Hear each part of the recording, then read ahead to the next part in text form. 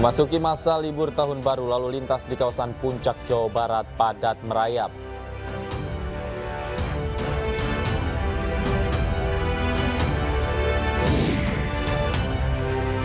Seorang kepala desa di Wonogiri diduga alami kriminalisasi karena tidak mendukung salah satu capres.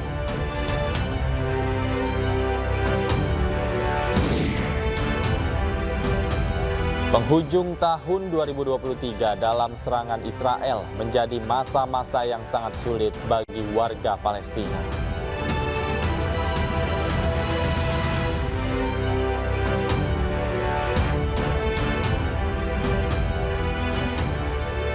Halo, selamat sore pemirsa, demikian tadi berita pilihan iNews sore hari ini bersama saya Davi Pratama. Pemirsa, kebakaran menghanguskan sebuah rumah di Jatinegara, Jakarta Timur. Diduga api bersumber dari korsleting listrik di lantai 2 rumah.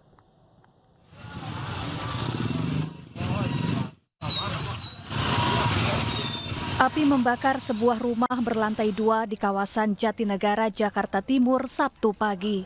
Dengan cepat, api membesar dan menghanguskan lantai 2 rumah. Penghuni rumah sempat berupaya memadamkan api dengan alat pemadam api ringan atau APAR, namun api sulit dipadamkan. Setelah 6 mobil pemadam diterjunkan, dalam 1 jam api pun berhasil padam. Diduga kebakaran terjadi akibat korsleting listrik. Tidak ada korban jiwa dalam peristiwa ini, sementara kerugian ditaksir mencapai ratusan juta rupiah. Dari Jakarta, Rio Manik, iNews melaporkan. Sehari jelang malam pergantian tahun, ruas tol Cipularang, Purwakarta, Jawa Barat padat. Sementara lalu lintas di kawasan objek wisata Lembang, Bandung Barat mulai dilanda kemacetan. Kemacetan terjadi di ruas tol Cipularang, Purwakarta dari arah Jakarta menuju Bandung.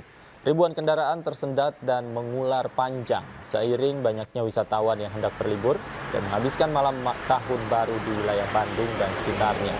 Kemacetan juga terjadi di sekitar rest area tol Cipularang.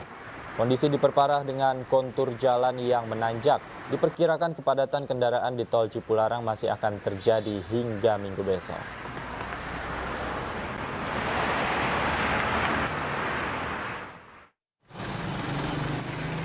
Sementara itu, lalu lintas di kawasan Lembang, Bandung Barat, Jawa Barat macet. Kendaraan mengantri untuk memasuki sejumlah objek wisata. Kendaraan didominasi oleh wisatawan asal Jabodetabek. Untuk mengurai kemacetan, polisi memberlakukan sistem satu arah secara situasional di sejumlah titik. Diprediksi besok kawasan Lembang akan semakin padat saat jelang malam pergantian tahun.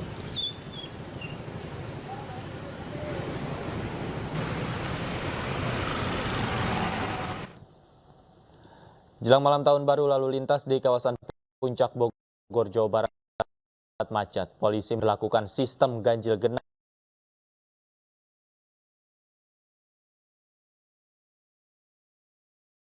dan buka tutup lalu lintas.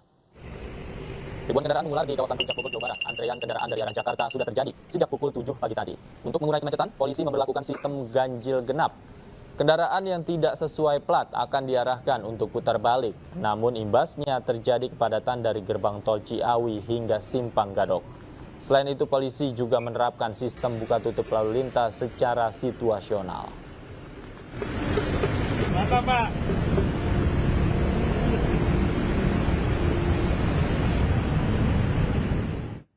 Pemirsa, momen libur panjang Natal dan Tahun Baru dimanfaatkan sejumlah wisatawan berlibur ke tempat wisata, salah satunya kawasan Puncak Bogor, Jawa Barat. Dan untuk mengetahui pantauan arus lalu lintas di kawasan Gadok Puncak, Jawa Barat, kami telah terhubung dengan rekan kami Ayu Pratiwi di sana. Selamat sore, Ayu. Bagaimana situasi lalu lintas di kawasan Gadok sore hari ini? Ya, selamat sore Davi dan juga pemirsa. Situasi arus lalu lintas di Simpang Gadok saat ini masih terpantau ramai. Semakin sore volume kendaraan yang mengarah ke arah puncak semakin tinggi. Dan memang jika dibandingkan dengan situasi arus lalu lintas tadi pagi, siang dan hingga sore hari ini cukup berbeda sekali, di mana pada pagi hari hingga siang hari arus volume kendaraan yang tinggi itu terjadi untuk kendaraan dari arah Jakarta menuju ke kawasan wisata puncak. Namun untuk sore hari ini justru sebaliknya, volume kendaraan meningkat terjadi untuk kendaraan yang mengarah ke DKI Jakarta, sehingga tadi dari pihak kepolisian sudah melakukan rekayasa lalu lintas yaitu one way yang diberlakukan secara bergiliran tepat di jam 1 hingga jam 3 siang tadi dilakukan one way penutupan jalan, dan yang diperbolehkan melintas hanya dari kendaraan dari arah Puncak ataupun dari kawasan wisata Puncak menuju ke DKI Jakarta. Dilanjutkan dari jam 3 hingga jam setengah 4 sore barulah dibuka jalan ataupun lajur jalan satunya lagi, yaitu dari arah Jakarta menuju ke kawasan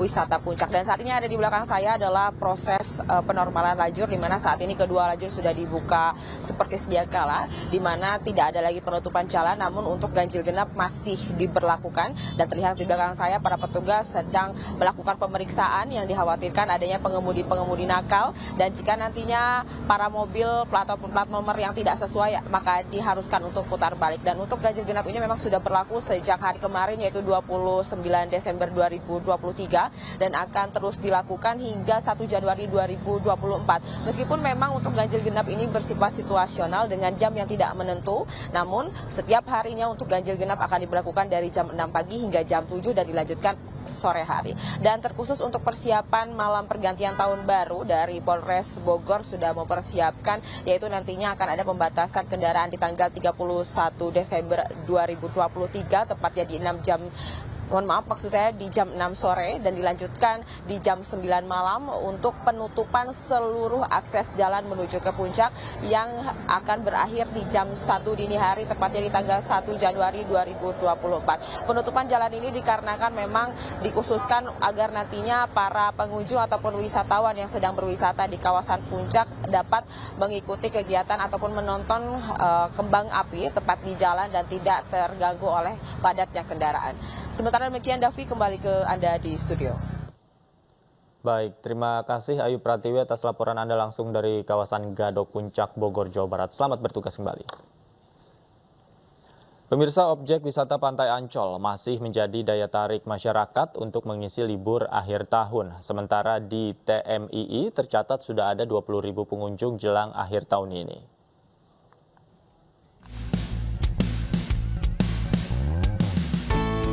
Memasuki liburan sekolah dan tahun baru, sejumlah tempat wisata mulai dikunjungi masyarakat. Salah satu yang masih menjadi favorit adalah Pantai Ancol yang berada di kawasan wisata Taman Impian Jaya Ancol, Jakarta Utara. Biaya masuk yang relatif terjangkau dan lokasi yang strategis menjadi alasan utama kebanyakan orang untuk menghabiskan hari liburnya di tempat ini. Pengunjung dapat bermain air di pinggir pantai atau bermain pasir.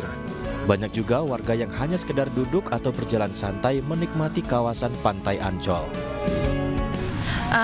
Yang pertama sih murah, terus deket juga sih dari rumah.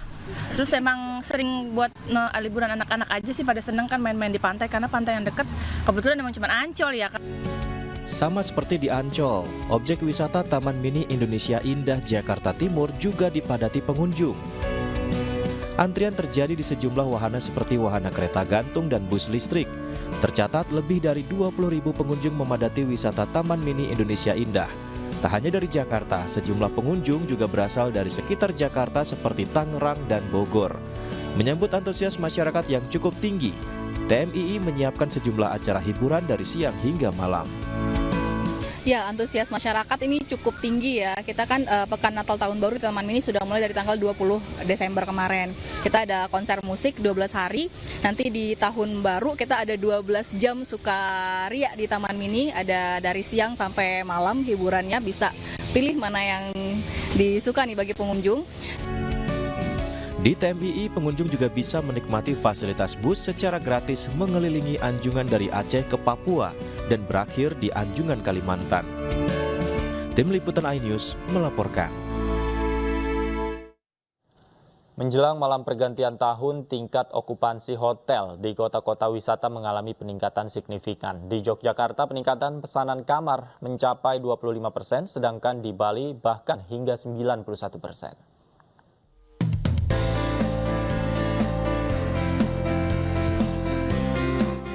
Yogyakarta masih menjadi tujuan favorit wisatawan untuk menghabiskan masa libur akhir tahun 2023. Hal ini dibuktikan dengan meningkatnya pesanan kamar hotel di wilayah Yogyakarta jelang malam pergantian tahun. Hingga hari ini pesanan kamar hotel meningkat sampai 25%.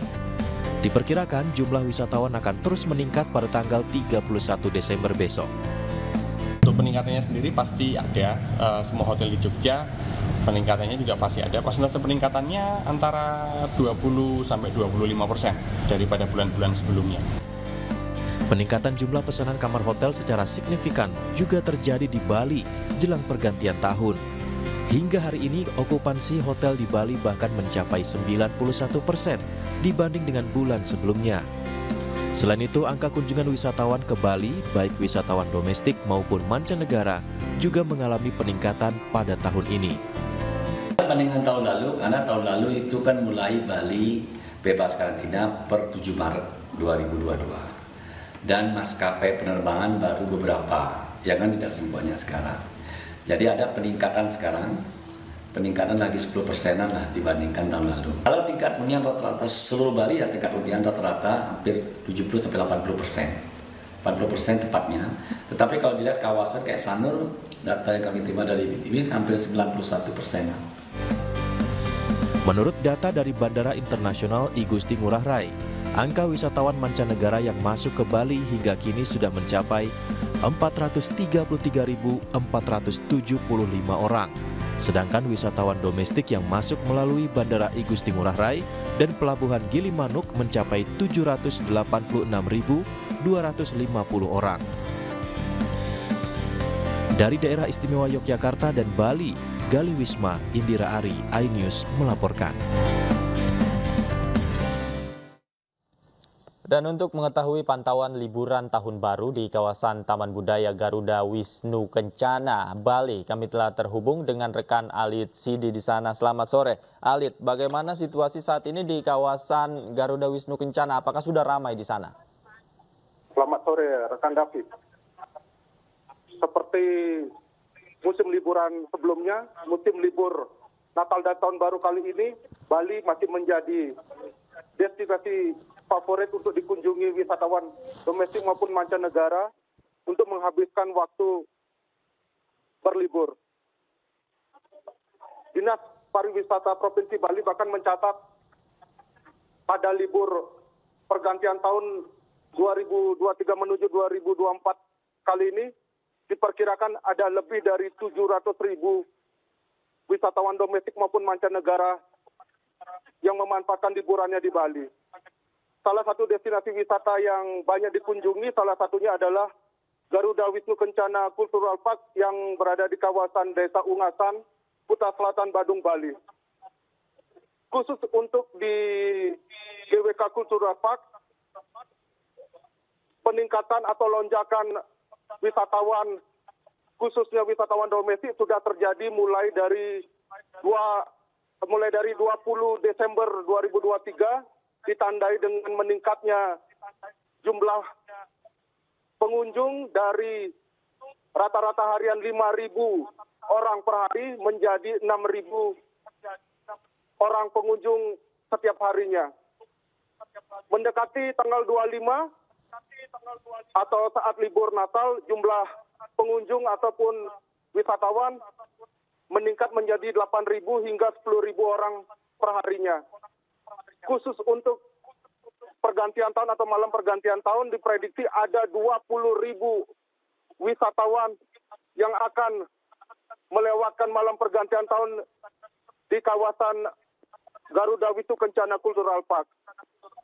Untuk memberikan hiburan kepada wisatawan domestik maupun mancanegara, pihak pengelola GWK Cultural Park sudah mempersiapkan berbagai hiburan yang dimulai sejak jam 11 siang hingga nantinya berakhir sekitar jam 02.30 dini hari.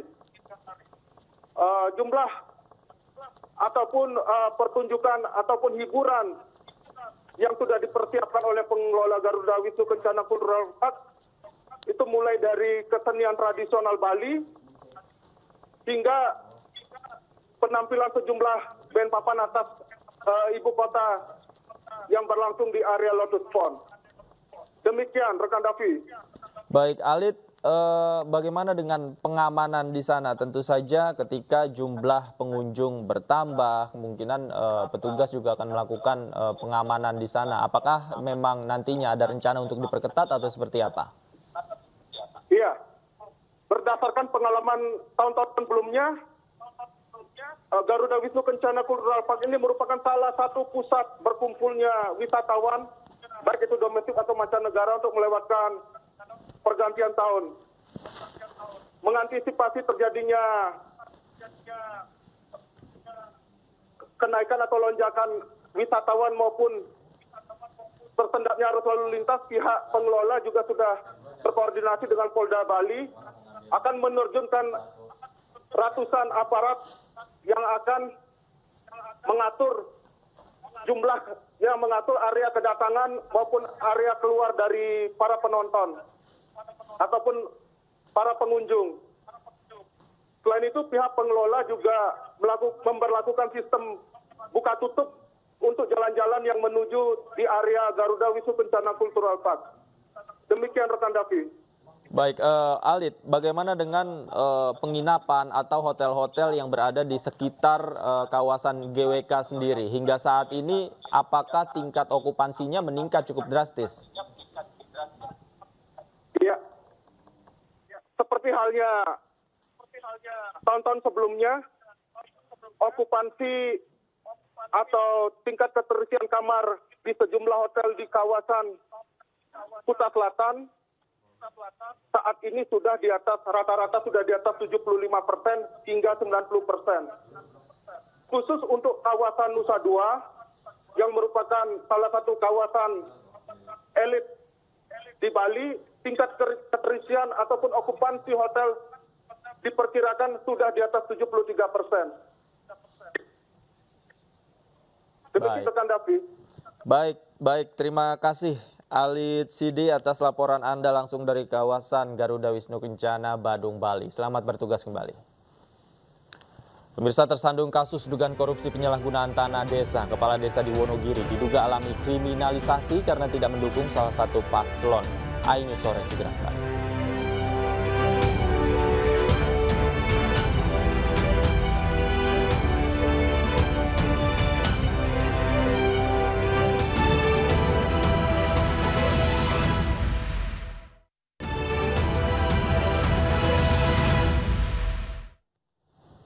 Kembali di Ainus Sore, pemirsa, seorang kepala desa di Wonogiri, Jawa Tengah tersandung kasus dugaan korupsi penyalahgunaan tanah desa. Diduga ada unsur kriminalisasi dalam kasus ini karena terdakwa tidak mendukung salah satu paslon dalam Pilpres 2024. Kepala Desa Manjung Kabupaten Wonogiri, Hartono, didakwa oleh jaksa penuntut umum melakukan tindak pidana korupsi karena telah menyalahgunakan pemanfaatan tanah desa. Atas perbuatan terdakwa, negara mengalami kerugian lebih dari 300 juta rupiah. Hasil tanah aset desa itu manfaatannya harus dengan sewa yang harus masuk ke rekening kas desa sebagai pendapatan asli desa. Itu seperti itu ketentuannya di Permendagri nomor 1 tahun 2016 seperti itu. Tapi pada kenyataannya ini dimanfaatkan, namun pemanfaatannya itu tidak masuk ke rekening kas desa sebagai TADES. Sementara itu, kuasa hukum terdakwa menilai bahwa kasus korupsi kliennya syarat muatan politis. Pasalnya terdakwa merupakan sekretaris Abdesi yang menolak ikut dalam pertemuan aparatur perangkat desa di GBK beberapa waktu lalu yang mendukung salah satu capres. Ini sebenarnya tidak semata-mata karena ada dugaan tindak pidana korupsi, tetapi lebih ke aktivitas beliau. Ini adalah organ aparat desa yang tidak mau ikut untuk acara silaturahmi aparat desa di GBK yang dihadiri oleh salah satu cawapres waktu itu. Gibran. Ya, saudara tahu kan pasti. Pada November 2023 lalu, Polda Jawa Tengah memanggil sejumlah kepala desa di 3 wilayah, yakni Wonogiri, Karanganyar, dan Klaten. Para kades diminta membawa dokumen bantuan keuangan dari pemerintah Provinsi Jawa Tengah. Namun pemanggilan para kepala desa meresahkan karena dikaitkan dengan sikap para kades yang tidak mendukung salah satu pasangan capres-cawapres dan memilih bersikap netral. Tim Liputan iNews melaporkan. Dan untuk membahas informasi selengkapnya, kami telah terhubung dengan peneliti Perkumpulan untuk Pemilu dan Demokrasi atau Perludem, Ihsan Maulana. Selamat sore, Mas Ihsan. Halo, selamat sore Mas Davi. Mas Ihsan, kalau kita berkaca pada informasi tadi, ada kades yang ternyata dipidanakan begitu karena diduga ada indikasi tidak mendukung salah satu paslon pada saat abdesi deklarasi. Tanggapan Anda seperti apa? Iya, yang jelas tindakan kriminalisasi ya terhadap kepala desa yang menjaga netralitasnya itu sungguh sebetulnya menciderai asas dan prinsip demokrasi. Apalagi kalau kita lihat di dalam Undang-Undang Pemilu yang harusnya dijaga dan dilindungi adalah aparat desa. Karena kalau kita lihat aparat desa yang netral itu merupakan satu keharusan yang didesain di dalam Undang-Undang Pemilu kita. Bahkan kalau kita lihat misalnya ya pasal 280 ayat 2 Undang-Undang Pemilu itu disebutkan larangan dalam kampanye itu adalah melibatkan kepala desa dan perangkat desa. Jadi sangat disayangkan kalau ada kepala desa atau perangkat desa yang menolak untuk ikut cawe-cawe begitu ya atau tidak netral, kemudian justru kepala desa yang netral ini yang dikriminalisasi, itu sangat tidak sesuai semangatnya dengan apa yang diatur di dalam Undang-Undang Pemilu. Selain itu juga bahkan ya untuk menjaga netralitas kepala desa supaya mereka betul-betul netral dalam konteks penyelenggaraan pemilu, pasal 280 dan 282 Undang-Undang Pemilu itu memberikan sanksinya adalah pidana dan juga denda. Ini memang kalau kita lihat untuk menjaga bagaimana kepala desa agar tetap netral. Tapi sayangnya ya sangat disayangkan kalau ternyata kepala desa yang menjaga netralitas itu yang justru dikriminalisasi. Apalagi kalau kita kontekstualisasikan misalnya selain di dalam Undang-Undang Pemilu, di dalam Undang-Undang Desa, kepala desa dalam melaksanakan wewenang ya sesuai dengan ketentuan peraturan perundang-undangan, termasuk menjaga prinsip netralitas yang diperintahkan di dalam Undang-Undang Pemilu, harusnya kepala desa mendapatkan perlindungan hukum atas kebijakan yang diambil, termasuk ketika mereka menyatakan dirinya untuk netral dan tidak cawe-cawe untuk mendukung salah satu capres-cawapres tertentu.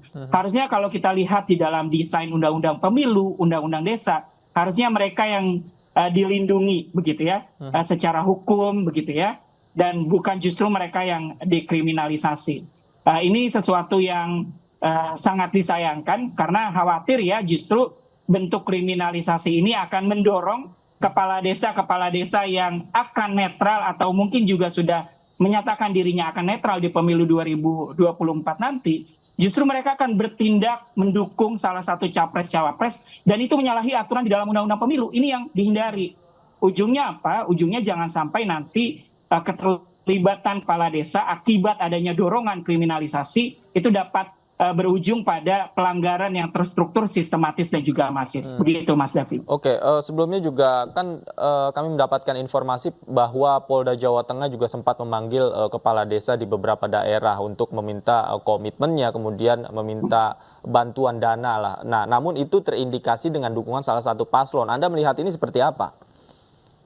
Iya, kalau memang itu terindikasi bahwa memang ada keterlibatan atau tidak netralnya kepala desa untuk mendukung salah satu paslon tertentu, harusnya pasal 280 dan 282 Undang-Undang Pemilu yang berjalan. Dan itu harusnya menjadi ranah kewenangan daripada Bawaslu untuk memeriksa apakah memang misalnya di dalam tahapan kampanye kepala desa atau perangkat desa itu ikut terlibat begitu ya. Dan sudah ada sanksinya 2 tahun pidana dan juga denda 24 juta rupiah.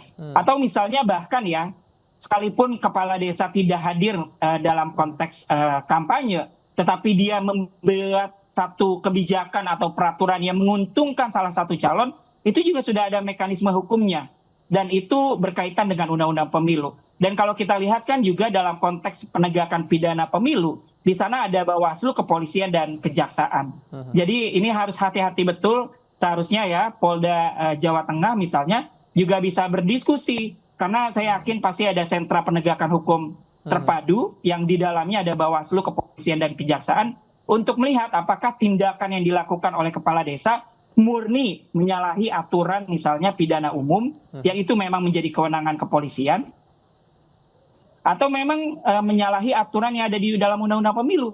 Nah, kalau itu dibawa ke dalam ranah dalam konteks penegakan hukum pemilu, itu harus dilihat juga secara cermat. Apakah yang dilanggar itu adalah pelanggaran administrasi misalnya. Kalau pelanggaran administrasi, maka itu menjadi kewenangan Bawaslu. Tetapi kalau kepala desa memang tidak netral, maka dia bisa dikenakan pidana pemilu yang tadi saya sampaikan pasal 280 dan pasal 282. Tetapi itu harus didudukan di dalam sentra penegakan hukum terpadu supaya disesuaikan antara Bawaslu, kepolisian dan kejaksaan sebagai desain penegakan pidana pemilu yang ada di Undang-Undang Pemilu kita. Begitu Mas David. Oke, artinya polisi ini ketika menemukan ada indikasi pelanggaran tidak bisa berdiri sendiri begitu ya, berdiri sendiri kemudian mengambil keputusan sendiri, karena tadi Anda katakan ada Gakumdu di sana. Harusnya bisa berdiskusi dan melibatkan Bawaslu di sana ya, Mas? Iya betul, karena isunya kan soal netralitas kepala desa dan perangkat desa dalam konteks penyelenggaraan pemilu 2024. Kalau isunya adalah netralitas, itu menjadi ranah dan kewenangannya sentra penegakan hukum terpadu, dan itu ada Bawaslu, kepolisian dan kejaksaan yang harus duduk bersama dan menentukan apakah memang melanggar ketentuan yang ada di dalam Undang-Undang Pemilu. Jadi alurnya masih sangat panjang. Kalau memang nanti dikatakan melanggar netralitas sebagai dia kepala desa atau perangkat desa, baru nanti itu bisa proses penegakan pidana pemilunya berjalan. Kepolisian akan melakukan penyidikan, kemudian akan dilakukan penuntutan oleh kejaksaan, tetapi harus ikut dan tunduk pada undang-undang pemilu begitu. Jadi itu yang perlu didudukan. Jadi jangan sampai nanti publik juga bertanya-tanya begitu ya. Ini apakah ada keterkaitannya dengan penyelenggaraan pemilu 2024 dan netralitas sebagai kepala desa atau tidak? Karena tadi disampaikan bahwa yang dikriminalisasi begitu ya adalah kepala desa yang menolak untuk ikut dalam deklarasi capres-cawapres tertentu. Itu kan sangat berkaitan dengan undang-undang pemilu. Jadi harusnya didudukan dulu apakah memang menyalahi ketentuan yang ada di dalam undang-undang pemilu. Baru kalau memang tidak terbukti, nanti sentra Gakumdu bisa memberikan rekomendasi bahwa itu bukan kewenangan sentra Gakumdu dan itu masuk di dalam ranah pidana umum begitu ya. Baru nanti kepolisian, kejaksaan akan menindaklanjuti sebagaimana temuan atau rekomendasi yang disampaikan oleh sentra Gakumdu. Seperti itu. Oke, barangkali mungkin ketika seorang kepala desa dipanggil kepolisian, kemudian divonis bersalah sampai disidang dan akhirnya didakwa, ini kan sudah paling tidak menurunkan mental dari yang bersangkutan. Ketika itu ada perlakuan-perlakuan yang diduga kriminalisasi, kemana seorang kepala desa ini bisa melapor begitu? Sementara ketika dia melapor kepada polisi, itu pun polisinya malah diduga mengkriminalisasi yang bersangkutan. Apa yang bisa dilakukan, Mas? Iya, harusnya ya kepala desa yang memang merasa dikriminalisasi dan merasa bahwa itu berkaitan dengan independensi, menjaga independensinya sebagai kepala desa dalam konteks penyelenggaraan pemilu 2024, harusnya kepala desa yang memang diduga dikriminalisasi ini bisa bersurat juga kepada Bawaslu, dan Bawaslu harus juga mengambil sikap untuk mempelajari kasus yang diduga ya itu berkaitan dengan menjaga netralitas kepala desa. Karena tadi kalau ternyata dugaan itu betul begitu ya bahwa dia dalam konteks menjaga netralitas kemudian dikriminalisasi, harusnya ada perlindungan sebagaimana ketentuan yang tadi saya sampaikan di dalam Undang-Undang Desa. Dia menjaga kemandirian dan netralitasnya sebagai perangkat desa karena dia tidak boleh ikut cawe-cawe atau tidak netral dalam penyelenggaraan pemilu, dan dia harus mendapatkan perlindungan hukum atas kebijakan yang dilaksanakan. Nah, selain itu seharusnya ya juga kepala daerah mengambil peran untuk melindungi kepala desa yang menjaga independensi dan netralitas dalam penyelenggaraan pemilu. Karena bagaimanapun kepala desa itu merupakan kepanjangan tangan secara struktur di bawah dari perangkat daerah begitu ya. Jadi harusnya ada skema perlindungan hukum kalau kita baca di dalam Undang-Undang Desa, karena menjaga netralitas kepala desa dalam konteks tahapan penyelenggaraan pemilu itu bagian dari kewajiban kepala desa sebagaimana Undang-Undang Desa, dan itu harus dilindungi Itu yang harus dilakukan. Jadi Bawaslu harus mengambil peran dan juga kepala daerah harus bertanggung jawab untuk menjaga supaya kepala desa yang ada di daerahnya gitu ya tetap menjaga netralitasnya, dan kalau ternyata netralitasnya diganggu, harusnya kepala daerah bisa bersurat kepada kepolisian bahwa itu merupakan bagian dari kepala desa menjaga kewajiban sebagaimana yang diatur di dalam Undang-Undang Desa. Oke, sebelum kejadian ini kan kita tahu Abdesi diduga ya dimobilisasi pada suatu tempat untuk menghadiri acara deklarasi salah satu pasangan calon begitu. Nah, kalau dari informasi di lapangan, Perludem apakah sudah menerima laporan? Sudah, barangkali mungkin ada kepala desa yang lain yang mungkin diduga dikriminalisasi dan lain sebagainya? Iya, kalau data dugaan kriminalisasi kepala desa misalnya yang menolak untuk ikut dalam deklarasi capres-cawapres tertentu, memang sejauh ini kami belum melihat ada data yang bisa disampaikan begitu. Tetapi ini menjadi tanggung jawab dan pertanyaan besar sebetulnya. Untuk menjaga independensi dan netralitas penyelenggara pemilu, itu harusnya juga bisa data-data dan perlindungannya itu bisa disampaikan oleh Bawaslu. Apalagi kita tahu ini sudah masuk tahapan kampanye, 45 hari lagi kita akan menuju hari pemungutan suara. Harusnya untuk menjaga netralitas dan juga apakah ada kepala desa yang diintimidasi atau bahkan dikriminalisasi, ini harusnya kita serahkan ke penyelenggara pemilu khususnya Bawaslu untuk bisa menyampaikan kepada publik, dan Bawaslu bisa berkoordinasi dengan penegak hukum yang ada seperti kepolisian dan kejaksaan. Oke, artinya tanggung jawab memberikan informasi bagaimana perlindungannya kepala-kepala desa, kemudian bagaimana tindakannya itu ada di tanggung jawabnya ada di Bawaslu ya, dan ini penting sekali untuk diketahui oleh masyarakat. Terima kasih Mas Ihsan Maulana sudah bergabung bersama kami di iNews Sore. Selamat sore, sehat selalu.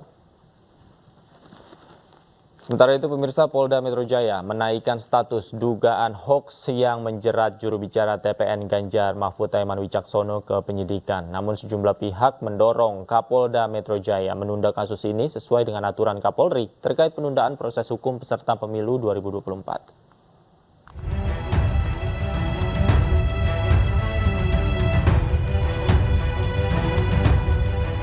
Kasus juru bicara TPN Ganjar Mahfud Aiman Wicaksono memasuki babak baru.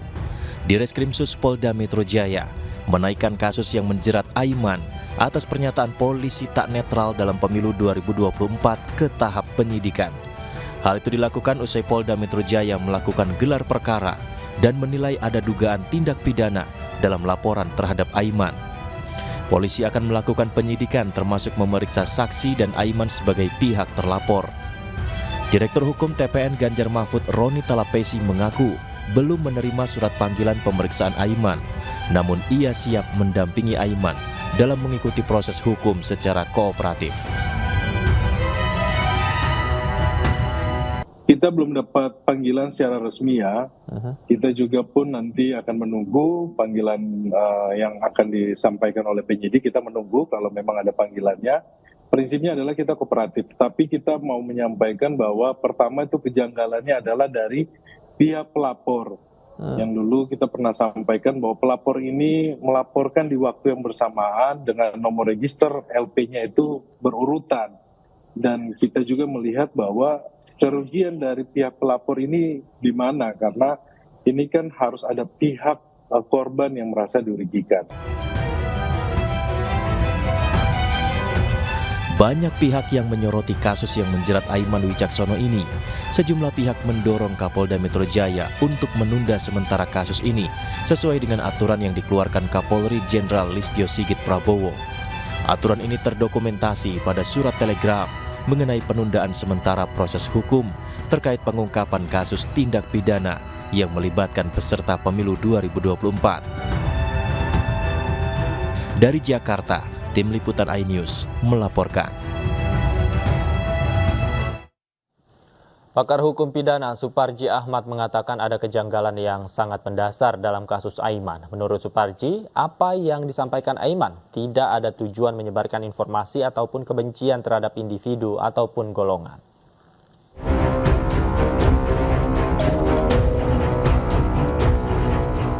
Secara mengejutkan, Polda Metro Jaya menaikkan status dugaan hoaks yang menjerat juru bicara TPN Ganjar Mahfud, Aiman Wicaksono, ke penyidikan. Polemik pun terus bermunculan, bahkan pakar hukum pidana mengatakan ada kejanggalan mendasar dalam kasus Aiman. Pada tingkat penyidikan yang menunjukkan adanya peristiwa pidana tadi adalah sebuah kejanggalan yang sangat mendasar. Mengingat apa? Karena yang disampaikan adalah bukan dalam konteks memenuhi unsur sebagaimana pasal 28 ayat 2 Undang-Undang TI. Tidak ada makna dengan sengaja untuk menyebarkan berita, informasi yang bertujuan menimbulkan kebencian atau menimbulkan permusuhan kepada individu atau golongan berdasarkan suku, agama, ras, atau antar golongan. Suparji Ahmad juga menambahkan bahwa konten yang disampaikan Aiman tidak mengandung makna supaya membenci kepolisian. Konten atau isi atau substansi yang disampaikan oleh Aiman tidak mengandung makna supaya membenci kelompok, apakah ini kepolisian, berdasarkan suku, agama, ras, antar golongan, tetapi lebih pada konteks memberikan peringatan, memberikan sebuah sinyal agar tetap netral. Sebelumnya banyak pihak yang menyoroti janggalnya kasus yang menjerat Aiman Wicaksono ini. Sejumlah pihak bahkan mendorong Kapolda Metro Jaya untuk menunda sementara kasus ini sesuai dengan aturan yang dikeluarkan Kapolri Jenderal Listio Sigit Prabowo. Tim Liputan iNews melaporkan. Calon Presiden nomor urut 3 Ganjar Pranowo optimis hadapi debat ketiga pada 7 Januari 2024 mendatang.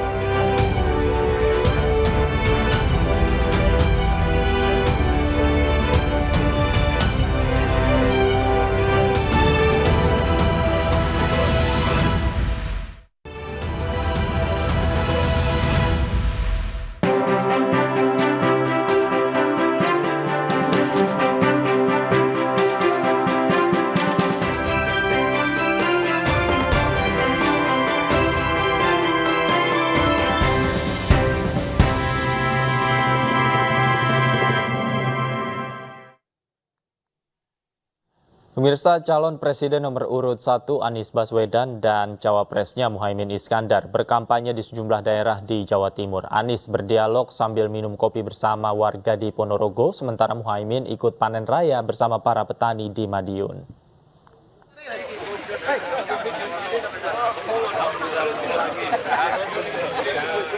Calon presiden nomor urut 1 Anies Baswedan berkampanye di Ponorogo, Jawa Timur. Anies dan istrinya Ferry Farhati mengawali pagi dengan menyapa para pedagang di Pasar Legi dan berdialog bersama warga sambil minum kopi. Anies juga menikmati jajanan tradisional Jedah Bakar.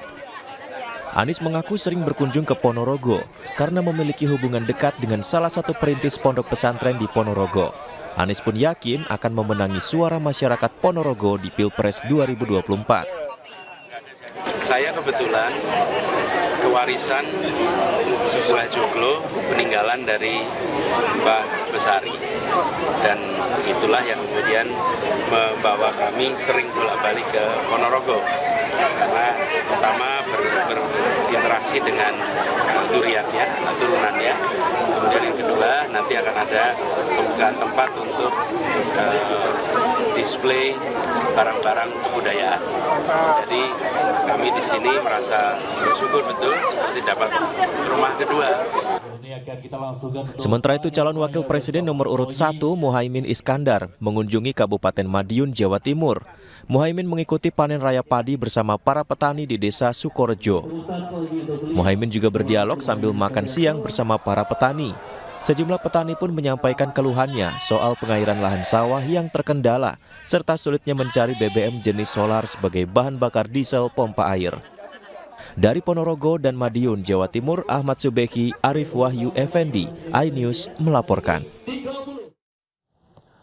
Calon Wakil Presiden nomor urut 2 Gibran Rakabuming Raka berkunjung ke Kupang, Nusa Tenggara Timur dalam rangka menghadiri konser Indonesia Maju. Kehadiran Gibran disambut meriah oleh ribuan pendukung.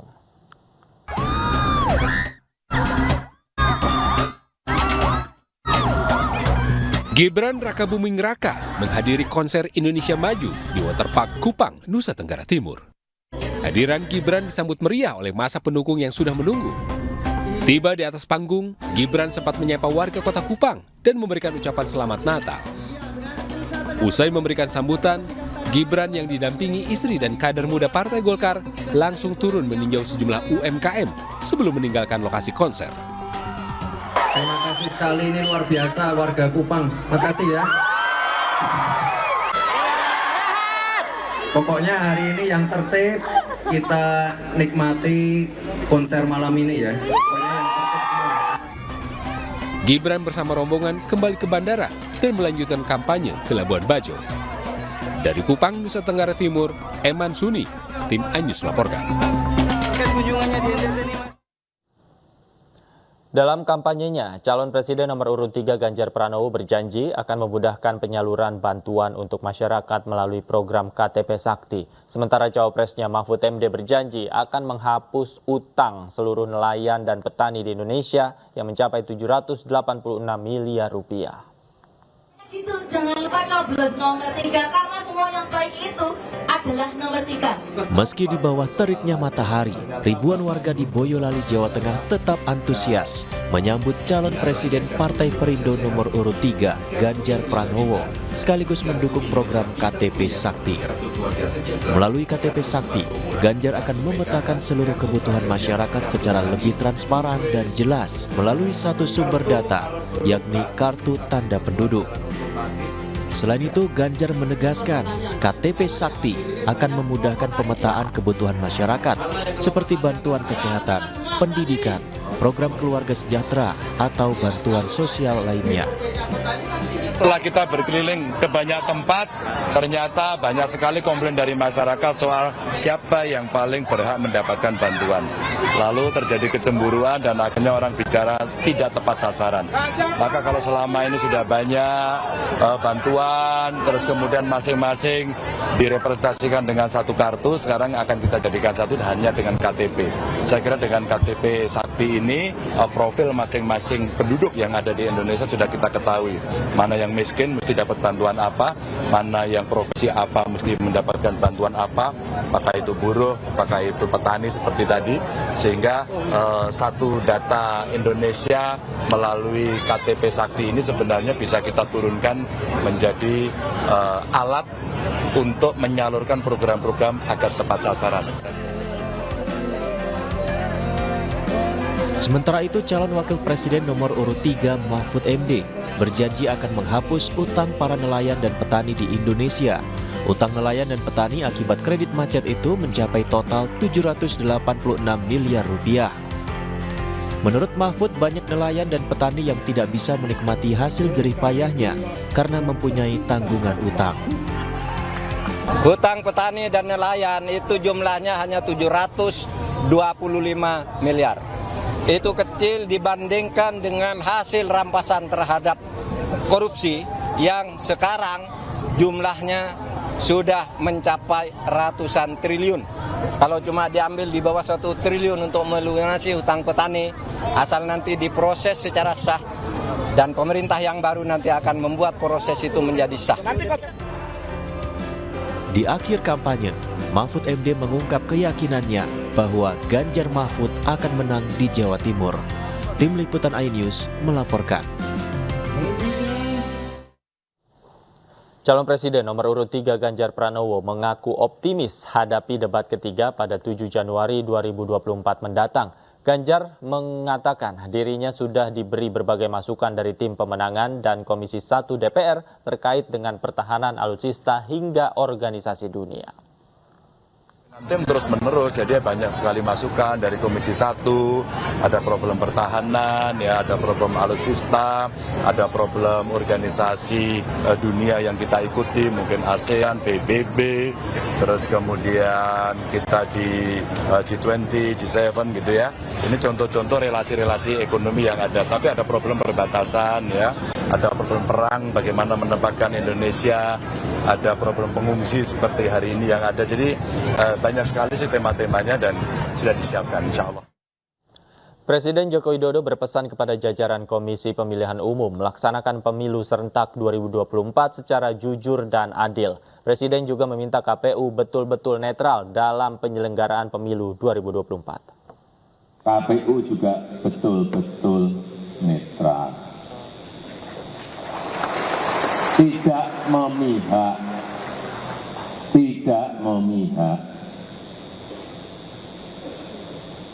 Bertindak sesuai aturan saja. Ini bertindak sesuai aturan saja, KPU bisa dicurigai. Ya kan? Apalagi KPU mencoba untuk melenceng dari aturan. Ini yang harus sekali lagi kita jaga bersama-sama, jangan sampai terjadi. Ini bisa berbahaya bagi KPU dan legitimasi pemilu kita.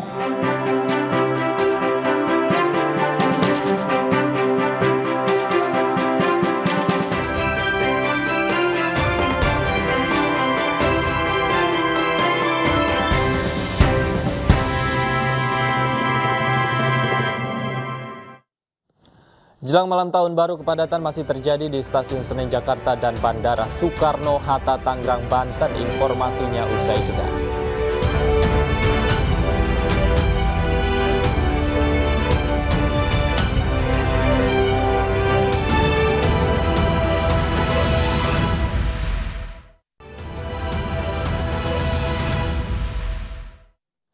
Pemirsa, pasangan calon presiden dan calon wakil presiden nomor urut 3 Ganjar Pranowo Mahfud MD akan berorasi politik di acara 45 hari menuju kemenangan di Jakarta Teater Jakarta Sabtu malam.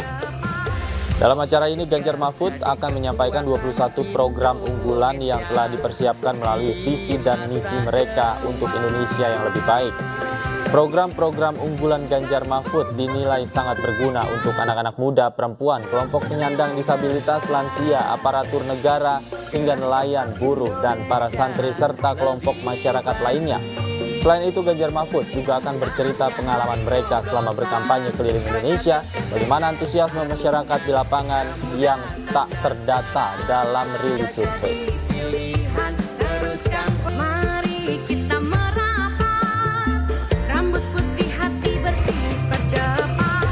Nomor 3 jadi kekuatan Indonesia di masa depan.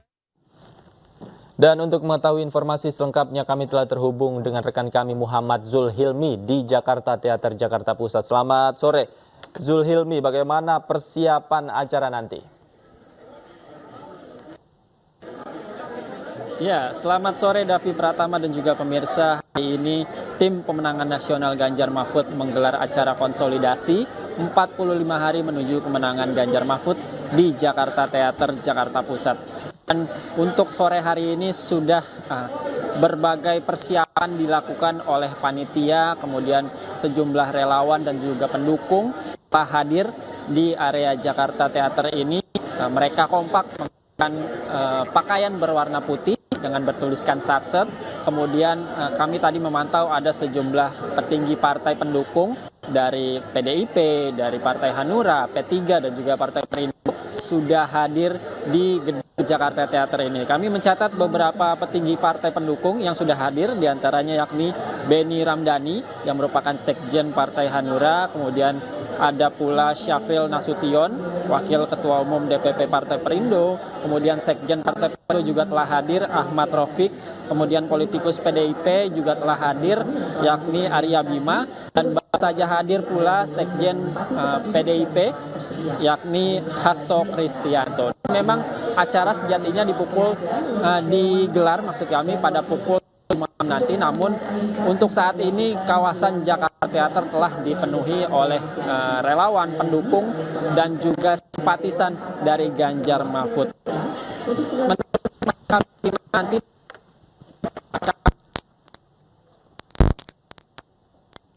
21 program unggulan mereka cari.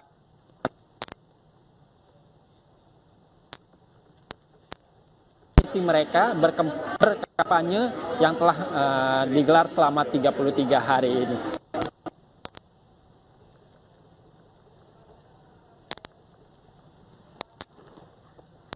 Yakni adalah KTP Sakti.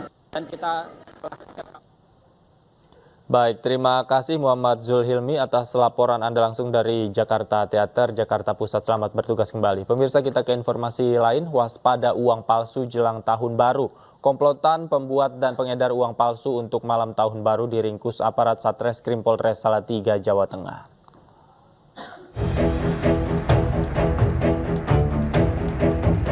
Komplotan pembuat dan pengedar uang palsu tak berkutik saat digelandang petugas Satreskrim Polres Salatiga.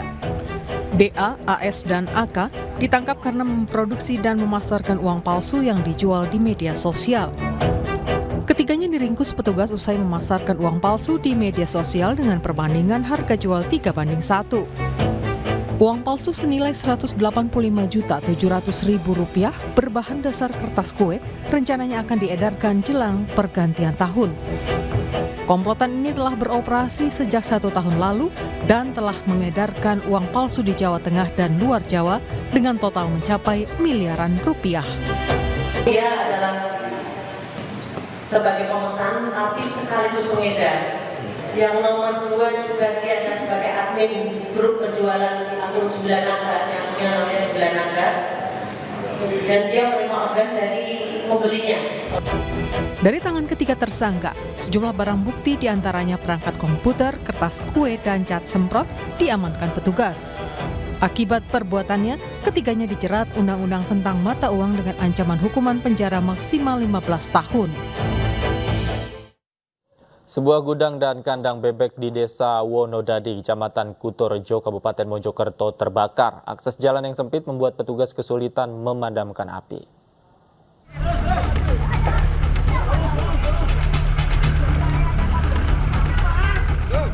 Api membakar gudang pengolahan pakan dan kandang bebek di Desa Wonodadi, Kecamatan Kutorejo, Kabupaten Mojokerto, Jawa Timur.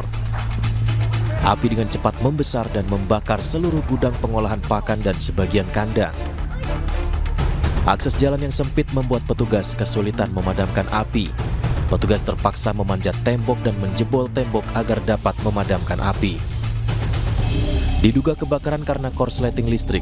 Sempat terdengar ledakan suara api yang membakar hingga warga sekitar datang untuk memberikan bantuan. Ya tiba-tiba besar gitu apinya. Kalau dugaan sementara apa, Pak? Kemungkinan listrik mungkin. Iya, listrik. Luasnya berapa sih Pak ini, Pak? Kelihatan besar. Ribuan. 600 meter. Ya, 600 meter persegi. Luasnya itu. Oh iya. Sekitar 600-800. Gitu. Bangunan gudang peternakan habis terbakar. Sementara itu para pekerja berupaya menyelamatkan bebek-bebek yang tersisa. Dari Kabupaten Mojokerto, Solahuddin, iNews melaporkan.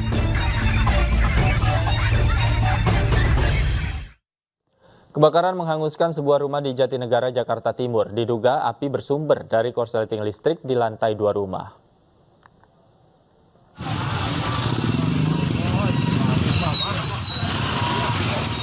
Api membakar sebuah rumah berlantai 2 di kawasan Jatinegara, Jakarta Timur, Sabtu pagi.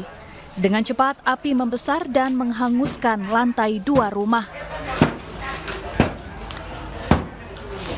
Penghuni rumah sempat berupaya memadamkan api dengan alat pemadam api ringan atau APAR, namun api sulit dipadamkan.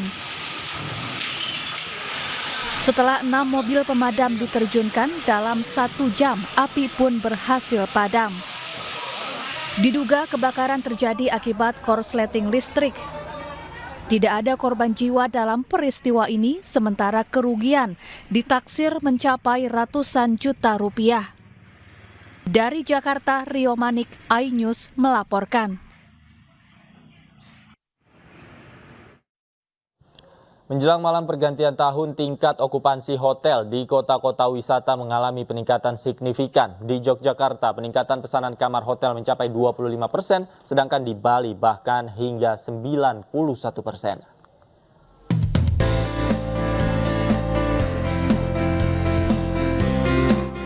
Yogyakarta masih menjadi tujuan favorit wisatawan untuk menghabiskan masa libur akhir tahun 2023.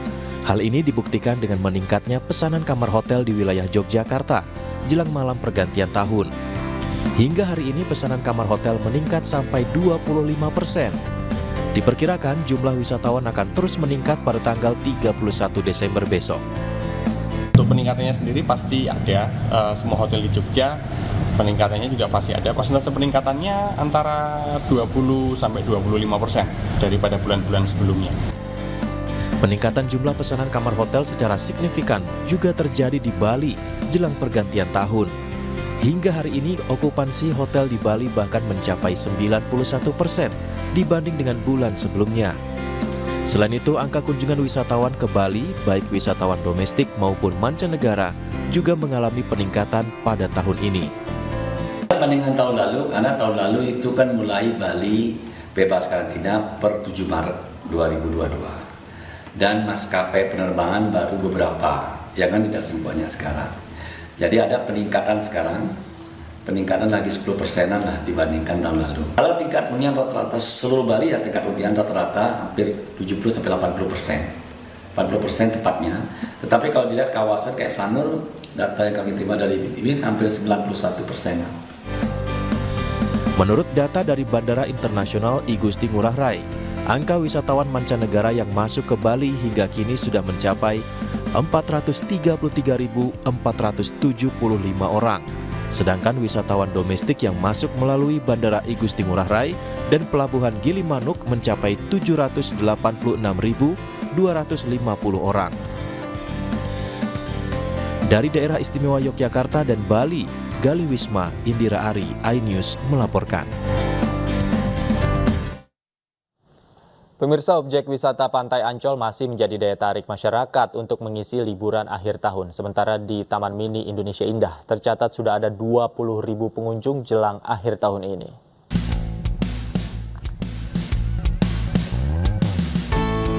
Memasuki liburan sekolah dan tahun baru, sejumlah tempat wisata mulai dikunjungi masyarakat. Salah satu yang masih menjadi favorit adalah Pantai Ancol yang berada di kawasan wisata Taman Impian Jaya Ancol, Jakarta Utara. Biaya masuk yang relatif terjangkau dan lokasi yang strategis menjadi alasan utama kebanyakan orang untuk menghabiskan hari liburnya di tempat ini. Pengunjung dapat bermain air di pinggir pantai atau bermain pasir. Banyak juga warga yang hanya sekedar duduk atau berjalan santai menikmati kawasan Pantai Ancol. Yang pertama sih murah, terus deket juga sih dari rumah. Terus emang sering buat liburan anak-anak aja sih, pada seneng kan main-main di pantai, karena pantai yang deket kebetulan emang cuma Ancol ya kan. Sama seperti di Ancol, objek wisata Taman Mini Indonesia Indah Jakarta Timur juga dipadati pengunjung. Antrian terjadi di sejumlah wahana seperti wahana kereta gantung dan bus listrik. Tercatat lebih dari 20.000 pengunjung memadati wisata Taman Mini Indonesia Indah. Tak hanya dari Jakarta, sejumlah pengunjung juga berasal dari sekitar Jakarta. Ya pemirsa, selanjutnya News Sore akan dilanjutkan bersama rekan saya Syafa Ati Suryo. Syafa, usai jeda ada informasi apa lagi? Ya, Davi dan pemirsa, jelang malam tahun baru, ribuan calon penumpang memadati stasiun Pasar Senen Jakarta dan Bandara Soekarno-Hatta Tangerang, Banten. Selengkapnya sesaat lagi usai kumandang azan maghrib untuk wilayah DKI Jakarta dan sekitarnya. Tetaplah bersama kami. Anda kembali di iNews Sore pemirsa, kali ini bersama saya Syafa Ati Suryo. Pemirsa, jelang libur tahun baru 2024, penumpang di stasiun Pasar Senen kembali meningkat. Kereta Api Indonesia Daop 1 mengatakan jumlah peningkatan volume penumpang terjadi pada hari ini. Hari ini jumlah volume penumpang di stasiun Pasar Senen mencapai 23.975 penumpang dengan layanan operasional 34 perjalanan kereta api dari stasiun Pasar Senen. Di hari ini saja telah terjual 42.810 tiket keberangkatan. Secara keseluruhan total tiket libur Natal dan Tahun Baru yang disediakan oleh PT KAI Daop 1 Jakarta hingga 7 Januari 2024 sebanyak 772.705 tiket. Dari 772.705 tiket tersebut sudah terjual sebanyak 513.000, di mana jumlah penjualan tiket masih akan terus bertambah.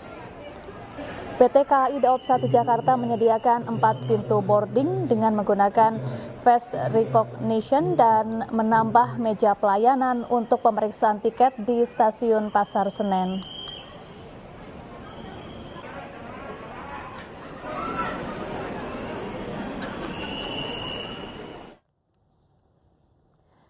Sementara itu di pintu kedatangan Bandara Soekarno-Hatta, warga mulai berdatangan kembali ke Jakarta meski jumlahnya belum signifikan. Sebagian warga kembali usai libur Natal yang bersamaan dengan akhir pekan di tahun ini. Namun jumlah keberangkatan penumpang hari ini justru mengalami peningkatan hingga 15%. Sebagian besar warga melakukan perjalanan domestik menuju Denpasar, Kuala Namu, Yogyakarta, dan Surabaya. Sementara penerbangan internasional adalah Singapura, Kuala Lumpur, dan Jeddah. Puncak arus balik diprediksi terjadi pada 1 Januari 2024. Warga mengeluhkan harga tiket yang lebih tinggi dari hari biasanya dan jumlah ketersediaan tiket yang semakin sulit jelang tahun baru. Karena ingin cepat nyampe ke Jogja juga, ingin main juga di sana, dan emang sudah penuh tiket sama ininya adanya hari ini. Dapat tiketnya kayak biasa aja, cari di website seperti biasa, nggak ada kesulitan, cuma memang harganya jauh lebih tinggi dari seperti biasanya ya.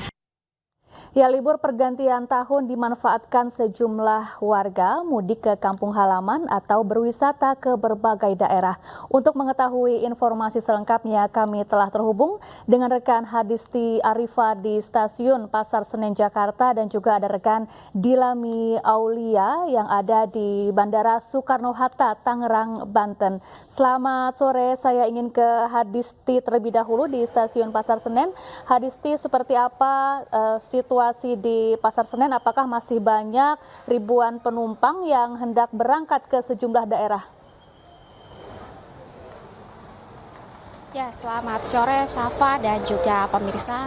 Jelang tahun baru 2024 memang terjadi kepadatan penumpang di stasiun Pasar Senen Jakarta. Dan ini dari pantauan kami memang kepadatan sudah terjadi sejak dari tadi pagi hingga saat ini. Seperti terlihat ini di belakang saya, aktivitas lalu lalang para penumpang baik yang tiba ataupun yang akan berangkat dari stasiun Senen Jakarta.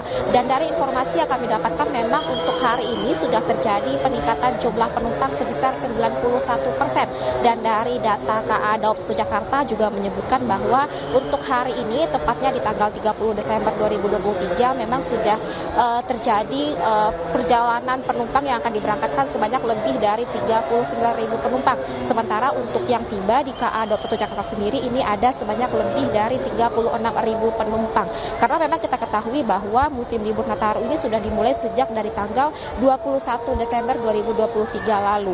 Sementara itu untuk mengatasi lonjakan penumpang ini, pihak KAI memang sudah menambahkan jumlah armada kereta sebanyak 10 kereta api setiap harinya. Artinya ada sebanyak 73 kereta api yang akan beroperasi selama musim libur Nataru ini, dan jika dirincikan ini ada sebanyak 34 kereta api yang akan berangkat dari stasiun Senen, sementara dari stasiun Gambir ini ada sebanyak 39 armada kereta api, dan penambahan armada kereta api ini akan berlangsung hingga tanggal 7 Januari 2024 nanti. Kemudian juga terkait ketersediaan tiket ini, pihak KAI menyediakan sebanyak lebih dari 772.000 tiket selama musim libur Nataru, dan dari angka tersebut sudah laku terjual sebanyak 513.000 tiket. Artinya masih ada sekitar kurang lebih 259.000 tiket yang dapat dibeli oleh calon penumpang hingga tanggal 7 Januari 2024 nanti.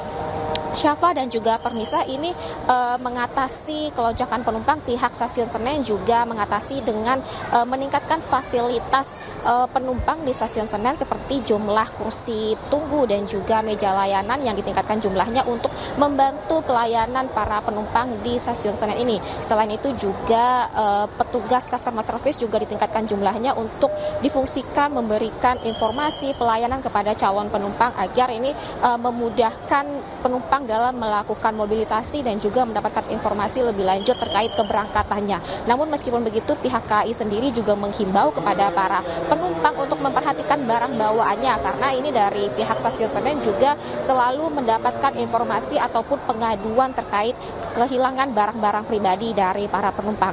Dan penumpang juga diharapkan untuk tidak meletakkan barang-barang bawaannya di tempat-tempat yang memungkinkan dapat mengganggu mobilisasi ataupun juga kenyamanan dari penumpang lainnya. Sementara demikian, Syafa, kembali ke Anda. Baik, selanjutnya saya ingin ke Bandara Soekarno-Hatta Tangerang, Banten. Ada Dilami Aulia di sana. Dilami, bagaimana kondisi di Bandara Soekarno-Hatta sore hari ini? Ya, selamat sore Syafa dan juga pemirsa. Menjelang pergantian tahun baru 2024, pantauan kami di selasar keberangkatan Terminal 3 Bandara Soekarno-Hatta Tangerang, Banten ini cukup ramai pengunjung. Hal ini sejalan dengan lonjakan jumlah penumpang pada periode Nataru 2024 ini. Yang mana hari ini pun tercatat ada 958 pesawat yang dioperasikan dengan rincian 479 pesawat untuk keberangkatan dan 479 pesawat untuk kedatangan, dan juga memang ini ada sekitar 138.000 penumpang. Ini jumlahnya memang jauh lebih meningkat dibandingkan pada hari normalnya yang bisa mencapai 120.000 hingga 125.000 penumpang saja. Sementara itu memang untuk di selasar keberangkatan Terminal 3 ini menjadi keberangkatan dan juga kepulangan terbanyak, Syafa dan juga pemirsa. Saat ini tercatat ada 496 pesawat yang berangkat dan juga pulang di Terminal 3 dan juga ada lebih dari 80.000 penumpang. Diperkirakan para penumpang yang keluar dari Jakarta ini akan menghabiskan masa liburan Tahun Baru 2024 mereka untuk berwisata. Adapun 3 destinasi wilayah favorit, yakni untuk penerbangan domestik ada di Bali, kemudian ada di Kuala Namu, dan ada di Surabaya. Nah, memang kita melihat juga bersama bahwa Denpasar ini banyak sekali peminatnya begitu dari tahun ke tahun, karena di Denpasar banyak sekali destinasi wisata yang bisa dikunjungi seperti kawasan Seminyak maupun kawasan Tanah Lot.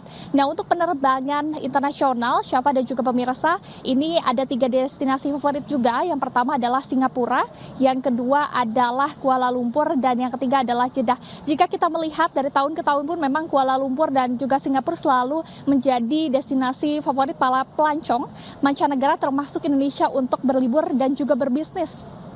Dan untuk periode tahun baru 2024 ini memang untuk jumlah penumpang meningkat 18% dibandingkan tahun 2022, dan sejumlah tiket dan juga tempat duduk ini juga cenderung lebih sedikit begitu porsinya ya, jadi sangat berebutan, terlebih tiketnya juga yang cenderung mahal. Nah, Syafa dan juga pemirsa, untuk nantinya periode arus balik diperkirakan akan terjadi pada tanggal 1 Januari 2024, mengingat pemerintah hanya menetapkan 1 hari cuti bersama tahun baru, yakni pada tanggal 1 Januari saja, sehingga pada tanggal 2 Januari ini pengoperasian kantor dan juga sekolah sudah beroperasi kembali. Jadi diperkirakan puncak arus balik akan terjadi di hari tersebut. Sementara demikian, kembali kepada Anda, Syafa. Baik, terima kasih Dilami Aulia langsung dari Bandara Soekarno-Hatta Tangerang, Banten. Sebelumnya tadi ada Hadisti Arifa dari Stasiun Pasar Senen, Jakarta. Selamat bertugas kembali rekan-rekan.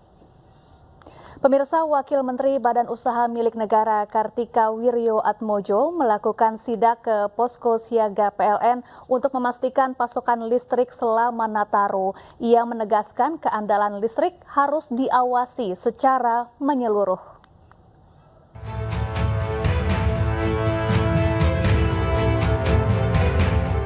Untuk memastikan keandalan dan pasokan listrik di Indonesia aman terkendali, Wakil Menteri BUMN Kartika Wirjoatmojo melakukan sidak ke posko siaga PLN pada Jumat sore.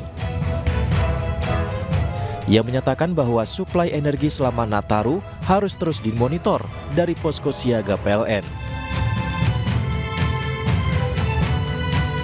Ada pemantauan semua di situ, berapa kapasitasnya dan berapa yang dimanfaatkan, dan kemudian transmisinya juga dilihat kehandalannya, sehingga diharapkan seluruh sistem kelistrikan ini selalu ready dan bisa mengatasi kondisi puncak di saat tahun baru dan sebagainya. Jadi kehandalan kelistrikan ini memang harus dilakukan dengan detail, teliti, dan terus-menerus dikawal. Tidak hanya suplai energi transmisi guna mendukung pasokan listrik juga dikawal selama periode Nataru ini. Keandalan listrik harus diawasi secara detail dan menyeluruh guna pasokan listrik selama Nataru dapat terpenuhi. Tim Liputan iNews melaporkan.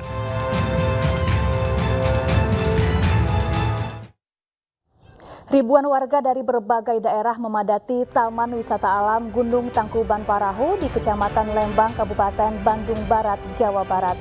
Informasi selengkapnya usai jeda. Tetaplah di iNews Sore.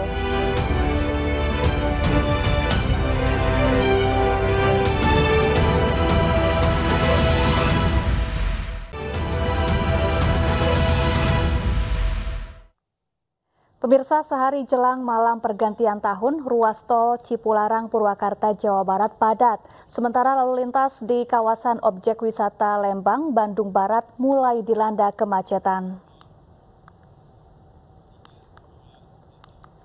Kemacetan terjadi di ruas tol Cipularang Purwakarta dari arah Jakarta menuju Bandung. Ribuan kendaraan tersendat dan mengular panjang seiring banyaknya wisatawan yang hendak berlibur dan menghabiskan malam tahun baru di wilayah Bandung dan sekitarnya. Kemacetan juga terjadi di sekitar rest area tol Cipularang. Kondisi diperparah dengan kontur jalan yang menanjak. Diperkirakan kepadatan kendaraan di tol Cipularang masih akan terjadi hingga Minggu besok.